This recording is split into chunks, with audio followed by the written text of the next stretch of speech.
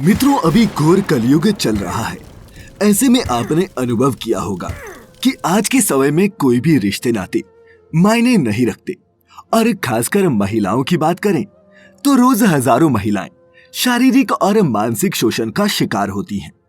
इतना ही नहीं, कुछ पुरुष तो सिर्फ महिलाओं को उपभोग की वस्तु समझते हैं, चाहे वह उनकी स्वयं की पत्नी हो या फिर कोई घर की दूसरी महिला। परंतु ऐसे पुरुष ये नहीं समझते कि जिन कृत्यों का उन्हें इस वक्त आनंद मिल रहा है, मृत्यु के बाद उन्हें इन कर्मों की क्या क्या सजा मिलेगी। इसका सबसे बड़ा कारण ये है कि आजकल के लोग अपने धर्म ग्रंथों से दूर हो गए हैं या फिर उन्हें इनका ज्ञान नहीं है।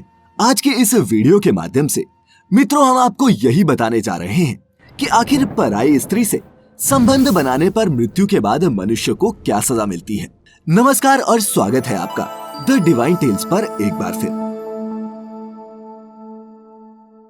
मित्रों, पराई स्त्री से संबंध बनाने पर पुरुषों को क्या सजा मिलती है, यह जानने से पहले हम आपको पौराणिक इतिहास के बारे में कुछ बताने जा रहे हैं, जिसे जानने के बाद आप ये समझ जाएंगे कि पराई स्त्री से संबंध बनाने की बात तो दूर, जो पुरुष पराई स्त्री को बुरी नजर से देखता भी है, उसके कुल का समूल नाश हो जाता है।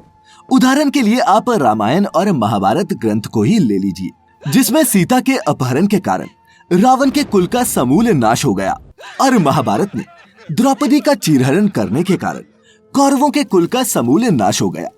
वैसे आज के युग में पराई स्त्री से संबंध बनाने पर यदि स्त्री द्वारा शिकायत किया जाए तो उसे देश के कानून के हिसाब से सजा भी मिलती है।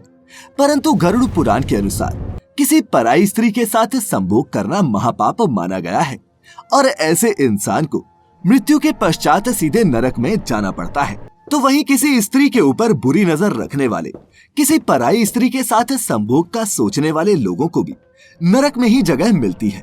ऐसे पुरुषों को यमलोक पहुंचने पर गरम लोहे के खंभों से बांध दिया जाता है और उसके लिंग को तपते हुए लोहे से देगा जाता है, जिससे मृत आत्मा को असहनीय कष्ट होता है। और ऐसे पुरुष का अगला जन्म स्त्री योनि में ही होता है। मनुस्मृति की माने तो मनुष्य को संयम से काम लेना चाहिए और पर स्त्री से संबंध नहीं बनाने चाहिए, क्योंकि मनुस्मृति में ये भी बताया गया है कि जो भी व्यक्ति काम भावना से वशीभूत होकर गुरु पत्नी से संबंध बनाता है, उसके परलोक में उसके सिर पर योनि का चिन्ह बना दिया जाता है और यह चिन्ह अगले जन्म में व्यक्ति के सिर पर नजर आता है। इसके अलावा गरुड़ पुराण में बताया गया है कि जो स्त्री अपने पति को छोड़कर दूसरे पुरुषों से संबंध स्थापित करती है, उन्हें यमलोक में दहकते लोहे का आलिंगन करवाया जाता है। पाप की सजा पूरी होने पर ऐसी स्त्री चमगादड़, छिपकली अथवा दोमुहा सांप के रूप में जन्म लेती है। इतना ही नहीं, गरुड़ पुराण की माने तो जो पुरुष अपने गोत्र की स्त्री से संबंध बनाता है, उसे लकड़बग्गा अथवा शाही के रूप में जन्म लेना पड़ता है। कुंवारी अथवा अल्पायु कन्या से संबंध बनाने वाले को नरक की घोर यातनाएं सहने के बाद अजगर योनि में आकर जन्म लेना पड़ता है।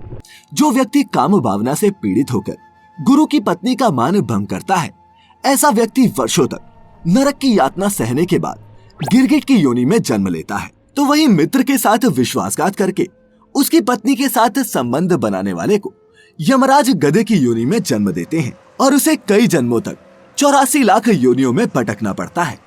ये तो हो गई सजा की बात। अब मैं आपको इससे जुड़ी एक पौराणिक कथा भी बताने जा रहा हूँ, जिससे आपको विश्वास हो जाएगा कि पराई स्त्री के साथ संबंध बनाने पर मृत्यु के बाद तो सजा मिलती ही है, साथ ही जीवित रहते हुए भी इसके परिणाम भुगतने पड़ते हैं। पौराणिक कथा के अनुसार एक नगर में एक सेठ हुआ करता था। उसके यहाँ एक काम करने वाली महिला आती थी, जो दिखने में बहुत ही सुंदर थी। स्त्री की सुंदरता देखकर उस सेठ के मन में उससे संबंध बनाने का विचार आने लगा और एक दिन उसने उसे पैसों का लालच देकर उससे संबंध बना भी लिए। फिर दोनों में प्रेम हो गया। वह स्त्री अपना अधिक समय उसी सेठ के संग बिताने लगी और यह बात जब उसके पति को पता चली तो वह उस राज्य के राजा के पास गया और बोला, हे राजन, मेरी पत्नी के साथ एक परपुरुष संबंध बनाता है, जिस कारण मेरी पत्नी मेरे साथ नहीं रहती। ये सुनकर उस राजा ने तत्काल उसकी पत्नी और सेठ को दरबार में हाजिर होने को कहा। कुछ समय बाद जब वे दरबार में हाजिर हुए तो उनसे राजन ने प्रश्न किया कि क्या तुम दोनों का आपस में संबंध है।